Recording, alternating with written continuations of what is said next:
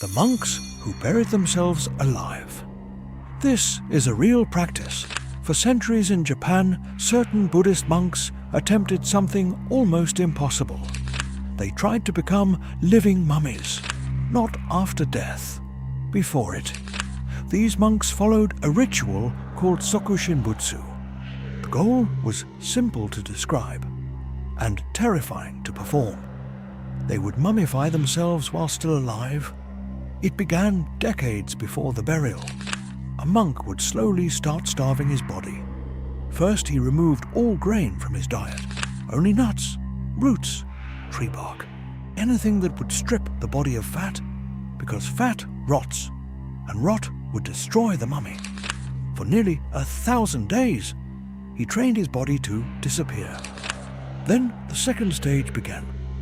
The monk drank tea made from the poisonous sap of the Toxicodendron vernicifluum. This tree produces the same toxin used in lacquer. Inside the body, it causes vomiting, sweating, severe dehydration. But that was the point. The toxin made the body too poisonous for insects and bacteria. The monk was slowly turning himself into something that could survive death. After years of preparation, the final stage began. The monk would enter a small stone chamber barely large enough to sit in. Outside, other monks lowered him into the earth. He sat in meditation. A bamboo tube brought air into the chamber, and beside him was a small bell. Each day, he rang it. The sound meant he was still alive, still meditating, still waiting. Then one day, the bell stopped. When the sound ended, the air tube was removed. The chamber was sealed, and the monk was finally buried alive.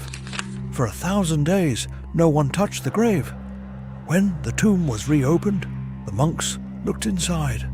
Sometimes they found only bones, failure, but sometimes the body remained perfectly preserved, skin dry, face calm, hands still locked in meditation.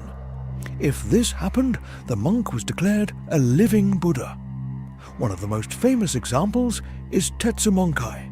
His preserved body still sits in a temple today, eyes closed, as if the meditation never ended. Historians believe fewer than 30 monks successfully completed this ritual.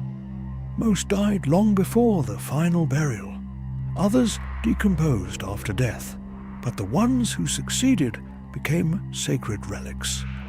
Proof, believers said, that discipline could defeat decay, that enlightenment could conquer death itself.